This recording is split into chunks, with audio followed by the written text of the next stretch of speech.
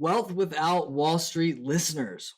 Today, we're honing in on you, the business owner and entrepreneur.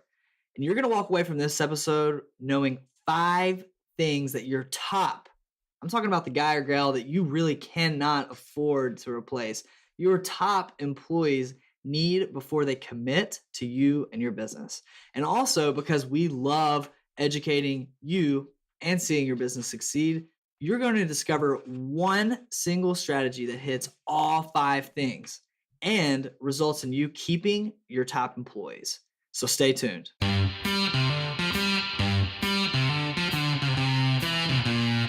Welcome to the Wealth Without Wall Street podcast, your guide to understanding how to get out of the Wall Street rat race and start your own mailbox money lifestyle.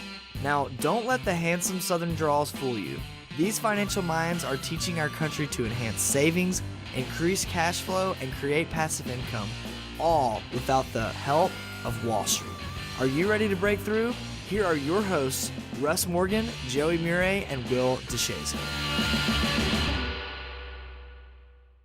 Good morning, afternoon, or night, guys. This is Will, your money millinovator, sitting in the office studio with passionate passive income coach and educator Russ Morgan and national real estate financial coach Joey the Stallion Murray.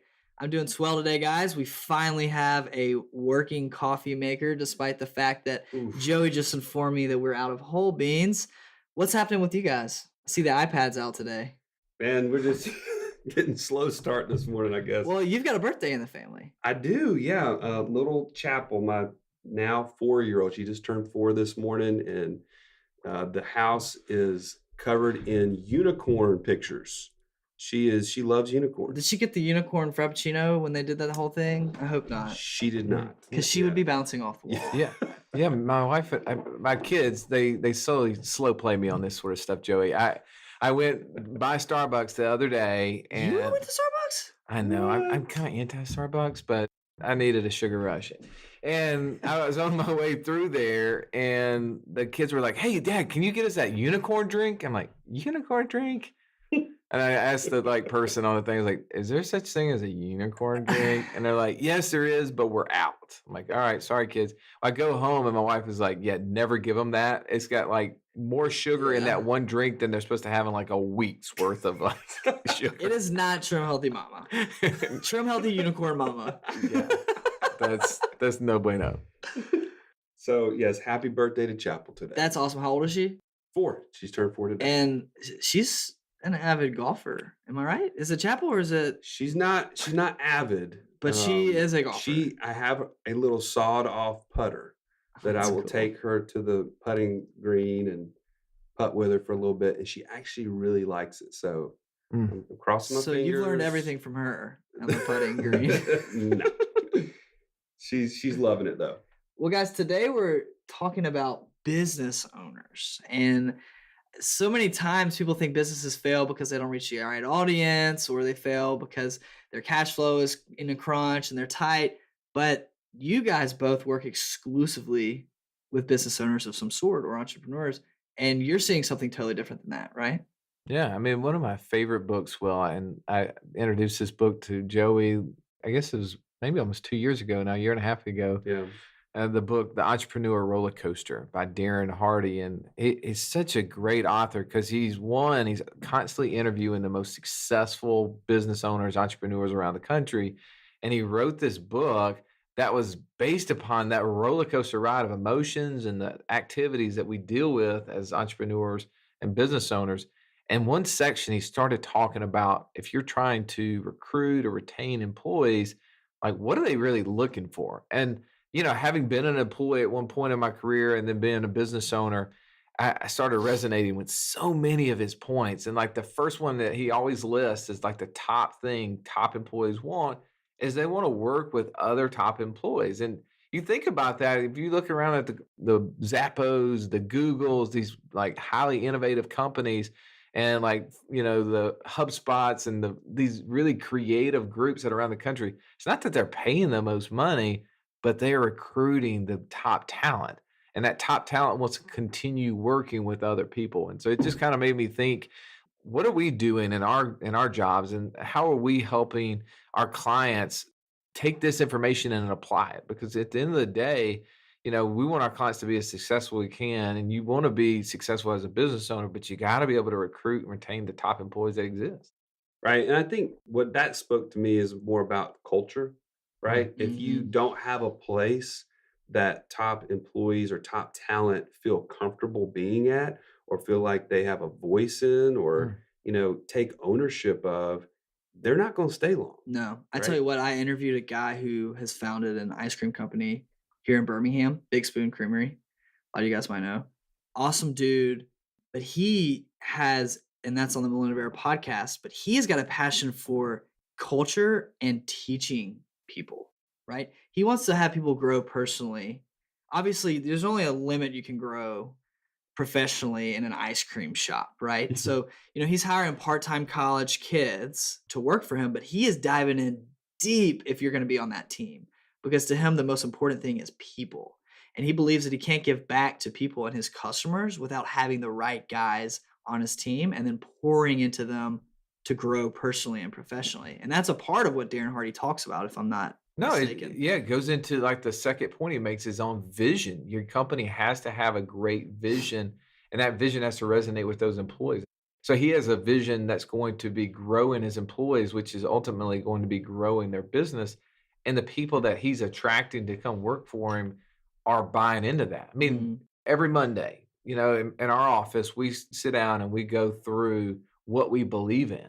We believe in abundance versus scarcity. We believe in solving problems, listening to people. We believe in doing what we say we're going to do, and on and on and on. And we take that and we spread that amongst our team to make sure everybody understands what our vision is, and it's very clear, but it's very collaborative. And Mhm. I know that you're talking about the Millennials, and you've done a lot of research and shared with me these sort of things. Will is that millennials want to be very collaborative. They want to be a part of a group. They don't Community. Yeah, they don't Yeah. like doing things solo, and they want to jump in on vision, and they want to get active, and they want to Mhm. see results really quickly, right? Yeah, I mean, and the goal, like you said, they want to be around other A players, and you only want people on your team who are A players, regardless of if you are a 8-figure marketing group. Noah Kagan runs this company called AppSumo, and only hires the best of the best. He does not pay them the best of the best. In fact, when he founded that company, I think he only took like 40 grand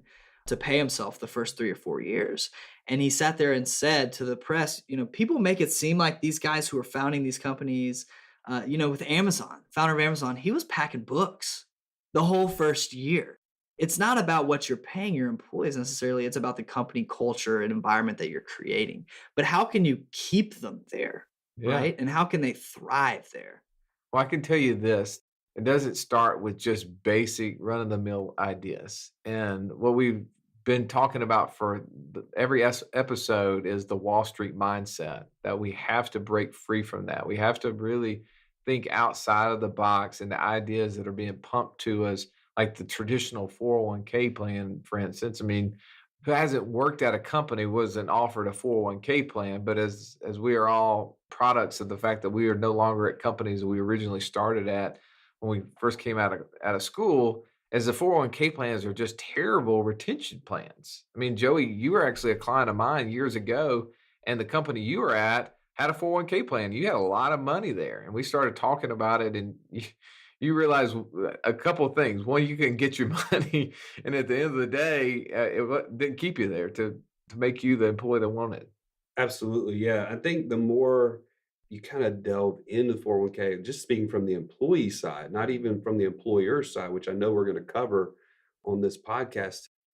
As an employee, you feel like, one, it's first of all, the only thing you know.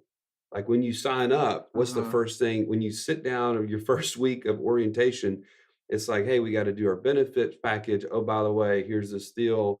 And, oh, well, I guess everybody's doing it and everybody's supposed to do it. And actually it's a good deal for me. But when you really start to unpack as an employee, I'm literally putting money away every month that I no longer can access.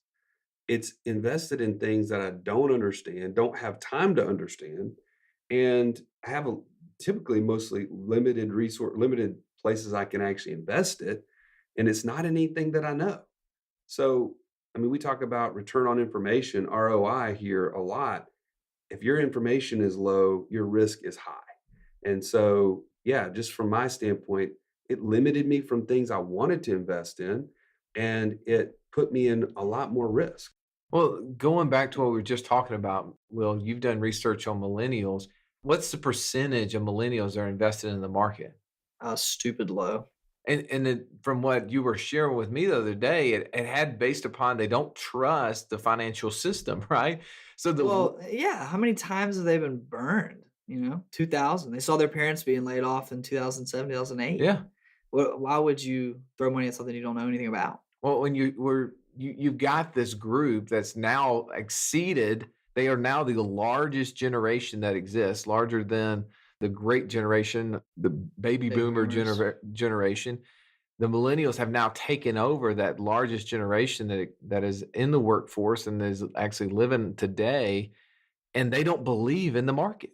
They Mhm. don't invest in the market, but yet as employers, we keep providing 401k plans that only can invest in the market? Like, that doesn't make sense to me as I'm looking at this, and we talk about this all the time. There's gotta be a new generation of plans that meet the new generation of employees, and that to me is the one area that I want us to continue to hit because as employers, if you realize who you're targeting, which is your workforce, and they are these millennials, and you're trying to target, the key workers, and they don't trust the stock market, they don't invest in it personally, having a plan in place And to it, incentivize them. That makes it no doesn't make sense. sense. And ultimately, if they do invest in it because it's the only option they have, and when it does bust again, which it will, we all know it will, when it does bust again, what does that do? Is that going to enhance their morale in the workforce? Is it No, going to lower it? no. Well, and how well did that work out for the company you were with, Joey, that you had a 401k at, right? Yeah, I Did mean, that keep you there? no, no, it was never even a question of, "Hey, I'm thinking about leaving, and I wonder if that 401k is gonna be coming with." No, Do those assets stay with them it forever? was a portable plan. Yeah. I use that word. It's portable because everybody knows that you can take it with you. If it was really designed for creating loyalty, Mhm. now we're speaking to business owners, right? From that, if you're putting in a plan that's designed to try to help create loyalty that is portable, it doesn't create loyalty. No, it doesn't at all. And we're sitting here, we're talking about what business owners can do to retain and recruit top employees, and the systems, the Wall Street mindset of products that are being continuously pushed out through don't meet the expectations. They don't meet the expectations of the employees who want them. They don't meet the expectations of the employers. But what else are there? Because we're sitting here, I'm looking at this list.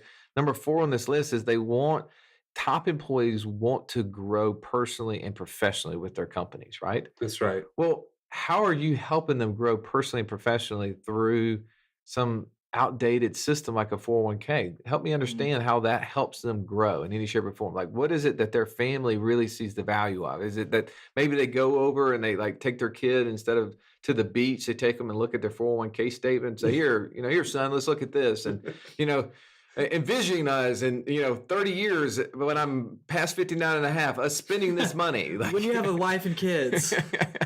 Oh, Well, let's run through those real quick, 1 through 5, because Darren Hardy lists the number one thing that top A, he calls them A employees, right? right. What they're seeking, 1 through 5. The first one is they want to work with other A players. Does the 401k help that? I don't see how it will. I mean, especially if they're millennials, they don't really care about the whole investment That doesn't recruit aspect of it. So top that I wouldn't people. say that would, no. So number 2, they want to work with a company with vision, and not a vision of what the 401k projects. I don't think is what he's referring to. Yeah, I don't see how that would help with it, either positive or negatively. No. Right. So number 3, the third most important, they want to be challenged to do really great, valuable work. Yeah. again, no, Back to the no dice. culture. Yeah, Number 4, they want to grow both personally and professionally, which we hit on earlier. And you definitely just said there's no way that a 401k is helping you grow personally. No, I mean, the one thing that people today. That is. push on the 401k. And remember, I come from a certified financial planning background, right? So I was early on in my investment career was, taught by wholesalers of these big, huge mutual fund companies, hey, you need to go out and recruit businesses to Mhm. do 401k business with you because you can get all these assets under management. You can make huge fees, which when I say huge fees, I mean huge fees. Go out and do some research Yep. on the fees within 401ks. It's staggering. It's no wonder why people don't make money in them because they have to overcome 2, 3, 4% sometimes in fees And they don't alone. stop. There's so many levels to it. It's not like you're just dealing with the mutual fund company. You're dealing with the third party administrator. You're dealing with the advisor and the plan. You're dealing with the regulation just to set up the plan. It's ridiculous, the fees in these things. Well, I mean, they were constantly telling me this is how I need to go out and try to recruit businesses. But as a business owner, all I'm trying to do is figure out how can I get my employees to stay and how can I recruit new ones to come to me. Well, here's the only option that exists, right? I must use this. I must use this government created plan, which by the way, I don't know if people realize the government created this plan through the Revenue Act of 1978, which happened to be founded by a guy with Johnson Murphy and Company, that not Johnson Murphy, Johnson and Johnson I like the Company, shoes. yeah, I'm always thinking about shoes, Swag. and he created basically out of the language in this Revenue Act of how to start these plans. Well, these things are Well, not created for us. That's you and I revenue, right? Yeah. As the person who's participating in the Yeah, plan. the business owner, they're definitely making the money. The Revenue Act of 19, what did you say, 76? 78. Yeah. 78? That's for you and I. Yeah. Yeah. You and I as taxpayers are playing that revenue. Well, but as a business owner, you're taught by, these financial advisors, well, here's how you're going to keep your employees. You're going to give them a match and they're going to love it, man. That's nobody else is going to give them a match in this 401k plan because it's so unique. Nobody else has it.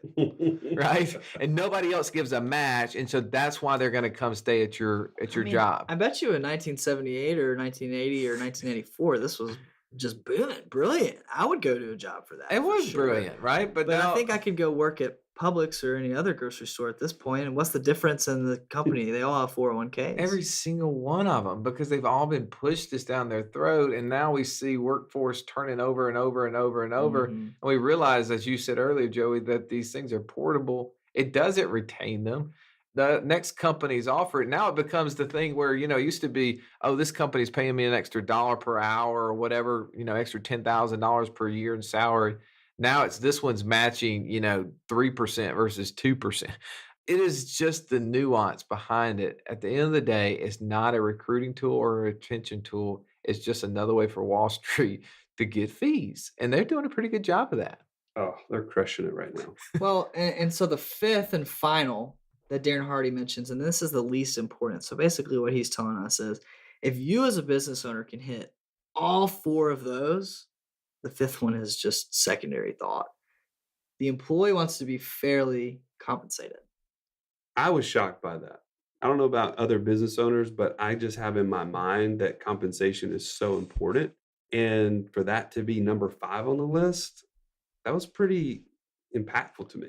It is, and then it's not. This morning, I had a conversation with a guy who talked about leaving a company that he's been with. Talked about leaving a company that he's been with, and the number one reason, I mean, his wife said that she asked him, let me ask you, if the company that you're leaving matches the offer of the company that you're going to, would you stay? And he said, no.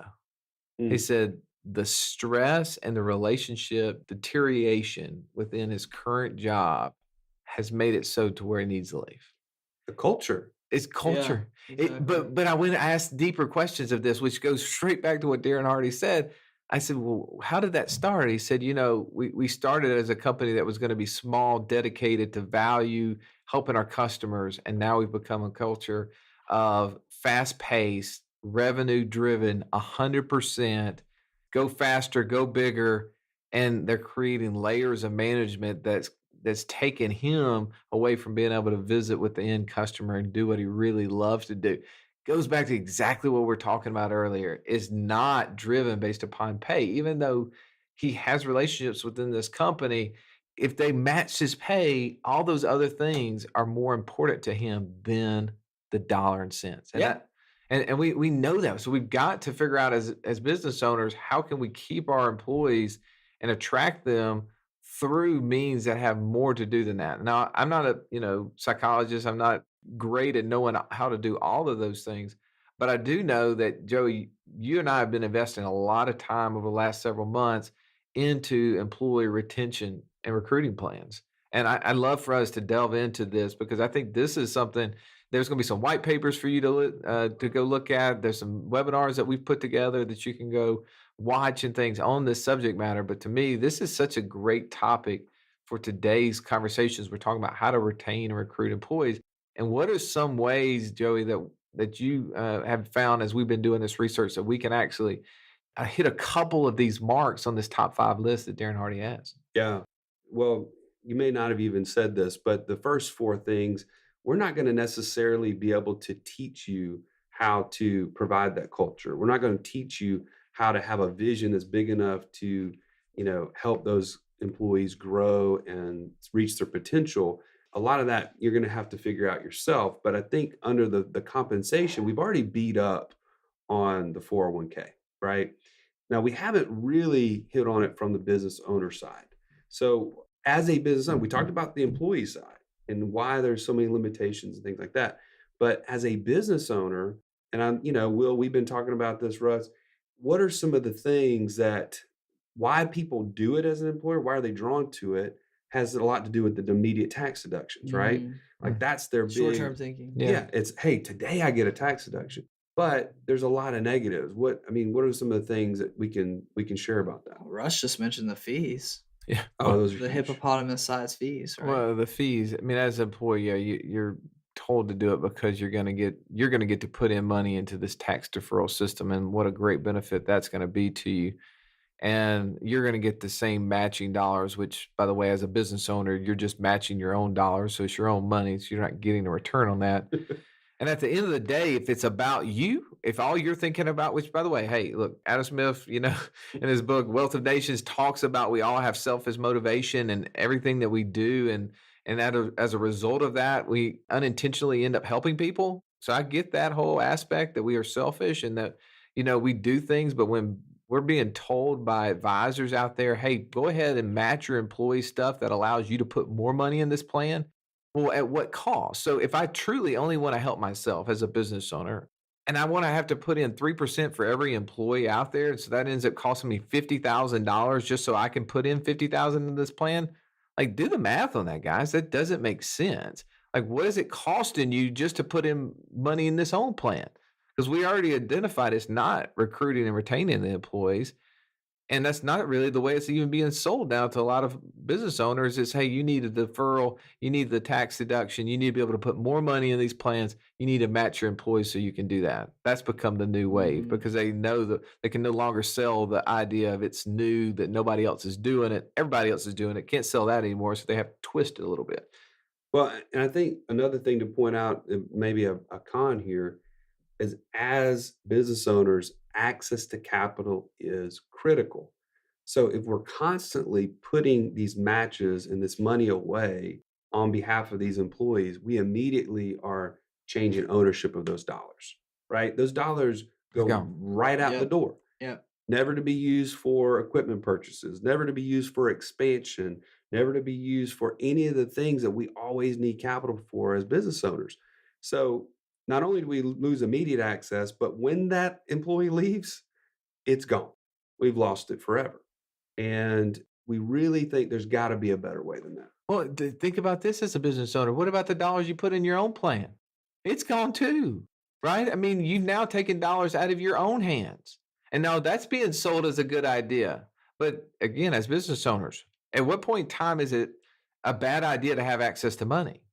Right. Right? We To put in a live, place that you can control, because yeah, this is all out of your control. we're all living in a cash flow need world, and we don't know when the next downturn is going to happen. We better be prepared for it. No doubt. I just don't see how these traditional plans are meeting those needs. They're not meeting the needs of our employees, and they're not meeting the needs of us. but we continue to buy them. That's right. Why are we making the same mistakes over and over and over again? Is it because we don't have any new ideas? Well, is there a new idea? There are, yeah, and I want to hit on a couple of them, and we're not going to necessarily belabor these. I think we can always provide more resources, but one of the things that people have done in general is the non-qualified deferred comp plans. Now, that's a big mouthful. Just to kind of sum it up, it'd be basically this is funded by employer-owned life insurance, and they provide control that business owners seek, but they can be really, really costly. They're somewhat complex, a lot of documents and things of that nature that have to be put in place. There's And no tax deduction, right? no, Like it defers immediately. it. It defers the deduction Yeah. until the employer actually transfers the benefit to the employee. So So that's a non-qualified deferred compensation plan. that's right. You see some of these with higher paid executives. Banks now are starting to implement these sort of plans. They're giving some different kind of bonuses, opportunities where they basically are deferring, Joey, instead of paying you an extra $20,000 a year, what I'm going to do is I'm going to defer that $20,000 a year for 20 years. And then when you get out or, you retire, then we're going to pay you this either in some sort of lump sum or some sort of monthly payout. Right. And so as a company, I have some sort of retentionary plan there, and you're basically taking a little bit less in pay throughout your working years. Is that kind of what you're talking about? That's right. Absolutely. So there's challenges with that from the employer side for sure. The other one that I think you kind of hear more of these days is executive bonus plans. And those are a little bit more simple. They can provide an immediate tax deduction, but they don't really give the employer control to truly incentivize their employees. When you say don't give them control, like what is the main area? I'm assuming based upon that because they're giving them the money for the immediate tax deduction, then the employee now has the money. They can do what they want. Exactly. Yeah. It's almost the same challenge we have with the 401k in that regard. Yeah. Yeah. I've seen those implemented, and I think the same challenges exist where it's not going to retain them because if they can leave at any point, they can take that money with them. Well, you and I have taken these two plans and we really kind of try to figure out, is there some sort of in between? Is there a way for us to give some of the benefits, the positives of both of those kind of strategies, but meet some of these other? Because I know this. I was sitting there the other day helping my wife interview an employee for her dental practice, and one of the biggest keys is that great employees are looking for some sort of retirement thing, but they want to know that you're investing in them long term. Yep. And the plan that we are implementing, which is the one you and I have been doing the research on, is based upon providing a benefit to the employee in the event something happens to them while they're working to their family, right? We're going to say, hey, not only will you, if you work here and you're loyal to us for some extended period of time, will we pay you out this large bonus or, retirement plan, whatever you want to call it. But if something happens to you and you don't make it, then we're going to pay you and we're going to keep paying your family. And now you have something where it starts meeting some of these other lines where you're saying, if we're able to help your family in addition to yourself, is that Mhm. is that a value to you, right? I Yeah, mean, just to kind of I guess to clarify some of what you just said, there's really two pieces of it. It's a dual executive reward plan. So the first part you mentioned was there's an immediate death benefit. It's a life insurance policy that is owned by the company on that key employee, but the employer and the employee are agreeing to split the death benefit while they're in service, so to speak, or the time that they've committed to your company, mhm, so that you're helping them protect their family against their premature death. And you're also protecting your interest in Right. that employee. Because, we've talked about this before, but somebody that's a highly compensated executive per se, there's studies out there 210% of their salary is what it costs to replace them. So can you imagine if one of them were to die prematurely, to have this death benefit there to help kind of, with that storm? They may have been Mhm. really important to your revenue. And now that that's gone, you've got this death benefit that's there. So that's a huge benefit. well, one of the things I liked about it as we started looking through this the business owner, us as in business owners, can actually set up our compensation model for these sort of things for those specific key employees. Because the thing is that not every employee in our offices and our businesses are key. I mean, not that we don't love them, but at the end of the day, some people are replaceable and some people are not. And the way these other plans that are through what the government calls ERISA, they regulate what we have to do. We may have to do the same thing for everybody versus for some people, we can actually identify and say, hey, you know what? Well, you're such a key employee that I want to provide this specific benefit just to you. And the government can't say, no, you can't do that. You can't discriminate against these other four people that work in your office. You have to do the same thing for everybody. Not with this, because these plans are not subject to all those same government regulation, which, by the way, means less fees, less oversight, And all this more stuff. control. Oh, Finally. yeah, no. Right? Like, Well, but then here's the thing, going back to our thing. You want your employees to be challenged to do good work. You want them to grow personally and professionally. Well, you know what? Well, if you're really doing good work within the company, you're doing great work within our company, I can adjust this compensation model that you're going to get paid out in the future based upon that number. There's limits to really what I can put into your quote unquote 401k plan or whatever it may be. And I really can't tie it in there because it's going to be way too difficult because I'm going to have to call some third party administrator and say, hey, this month Upwill's match the 4%. I mean, like that, no, that would be too costly, too labor intensive. You're not ever going to do it. But with this is like literally an agreement that you're making with this person. So changing the number on the page is pretty darn easy. I mean, anybody got Word, and you can edit Word. I mean, this is a document that could be adjusted and signatures from two parties, and this could be right. done. Well, So how about the idea again that cash flow, and you guys again are exclusively working with business owners oftentimes, cash flow is just lifeblood, right? And Joey mentioned earlier that when you're matching dollars in a 401k plan, those dollars are gone. You are never, ever, ever utilizing those ever again. So, can you guys talk a little bit about how these business owners and you guys are able to use this money while incentivizing your Right, employees? Like, right. how is that even possible? All right. So first, before we get to that, the second part of this dual executive reward for a reason. The first one is that life insurance kind of agreement that you're agreeing to. And the second is an actual bonus agreement. As you mentioned, it can be changed. You can set it up for as long Period of as you time. want. I mean, it Yeah. could be 10 years, 15, 20, whatever time frame you as the business owner decide. And here's the other part. It really speaks to that employee in terms of their greatest need. I'll give you an example. We have a business owner that came to us. He really had a 55-year-old and a 38-year-old. So there's a pretty big age discrepancy between the two, but both of them were key for very different reasons. Well, the 38-year-old is looking at 15 years from now for his kids' sake. hmm Hey, paying for college is a big weight on him. So for the business owner to go to that employee and say, hey, man, I really want to make this worth your while. I'm going to go ahead and take care of saving for your kids' college. How big of an impact does that make? That's on that personal guy? growth, in my opinion. That's Oh. huge. Yeah, absolutely. And so for him to put that number out there and say, man, in 15 years, I'm committed to you. This is what I'm going to put there for you. Maybe it's $150,000 or something. That takes a load off of him today from a stress standpoint. But the 55-year-old, on the other hand, is staring down retirement and she's like, I don't know if I'm really prepared. So for him to say, hey, look, I want to create a retirement engine for you that you don't have to contribute to, hmm that's big. Well, Joey, a lot of people are going to ask you, well, what happens when they don't complete the service period? What if he Well, leaves in year 12? out of that's the 15? beauty, because this is a separate agreement. This is that second part of the agreement.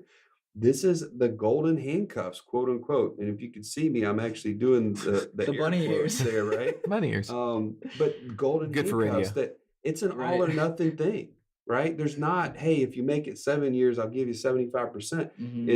It's all or nothing. And that's my commitment to you is 100%. Your commitment to me is 100%. So you didn't lose those dollars, is what you're telling me. 100% If that agreement is not fulfilled, you have got the dollars. That's right. Well, but here's a good part about that. If you have those dollars, Joey, can you use those dollars I mean, right now we have young children, right? I have my oldest is 11 and your oldest is 10. My youngest is 4, your youngest is 2, right? That's right. We've got some years between when those kids need college, for instance, if that's our determination. Us parking money in a place and not touching it for 7 years or 16 years in your youngest child's situation, that doesn't make financial sense for you not to use those dollars. All the opportunities that will come across you and your wife's plate over the next 16 years just to say, oh, those dollars are just earmarked completely, can never be used for anything else for retirement. That's so bad, right? Well, what we're talking about with business owners is why take our dollars and segment them off? Why not have a dollar that we're wanting to save for, downturns in the economy? We want to have dollars to allow us to expand, but we also need dollars to apply for our employees. Why not allow those dollars to work all in one vehicle and give us access to it? Because really, the reality is that we need money in 12 to 15 years for these employees when we need to fulfill these obligations. But in 5 years, when there's opportunity to expand the business, take advantage of it. Use those same dollars where if I would have put that money in a 401k plan or one of these other executive bonus plans for whatever reason, It's gone. and it's gone, I can't use those dollars. That's right. Now, people may say, well, Russ, what happens if my company goes under and I can't fulfill the obligation? Well, that's one of those things. The employee knows if the company is not viable, is not in business, then they are forfeiting those things. And if they're bought in for the success and the vision of the company, they want the They're company. driving you. They Yeah. want the company to grow because they want to grow with it. Mhm. And to me, this is the best way to use number 2 on that list is they want to work for a company with vision that resonates with them. If they don't care about the company and it doesn't resonate with them, they don't care if it's growing, then really they're not bought into the long-term goal of it anyway. It's not the right employee. So to me, as we look at this plans, these dual executive reward plans, I know we need to wrap up, but you're going to share with them, I think, in resources, some of these items that we have. Yeah, so you just mentioned people not resonating. A lot of people don't resonate with audio, right? A lot of people say, man, I got to learn this another way. This is ridiculous. You're just coming through my car speakers on the way to work, or I'm sitting here at home with my earbuds on, or I'm by the pool learning about this. This doesn't resonate with me. Well, you're in luck because we love teaching. Both of you guys, all 3 of us really are in the business of educating. That's our primary goal. And if we sit in our Monday morning meeting, like you mentioned earlier, Russ, that's one of the things that we do is we educate, and we're not afraid of that. So we have got both a guide, like almost like an ebook download that you can download that has really awesome visuals and a little bit more detail about each of these things that we've talked about today in the show notes. And because, not everybody learns from audio, not everybody learns from reading, well, we took the dignity to create a video. So we have got a video webinar previously recorded just for you guys. Now, I will say this webinar is recorded because it's in high demand and we can't just do this every single day for everybody to be live. So we recorded it to where you can watch it wherever you are and wherever you want to be. So check out the show notes to learn everything you need about the dual executive reward plan. And we will talk to you guys during the next episode. Any last words, fellas? Ugh, I'm just telling you right now, I am so excited that we're in sun season. I am ready to get out on the golf course or on the beach. I'm hiding. I got so sunburned Saturday. you guys ought to see my chest. It is bright red. Well, good stuff. We're looking forward to seeing you guys next time on the next episode. And don't forget to leave us a review on iTunes. If you haven't reviewed us yet, whether you hate us or you love us, maybe it'll even out as a 3-star review. Leave us a review. We thrive off of those. We get better from those. We'll see you next episode. This has been the Wealth Without Wall Street podcast. Don't forget to subscribe to the show to break free of the Wall Street mindset and begin building wealth on your terms in places you understand so that your wealth will never run dry. See you next episode.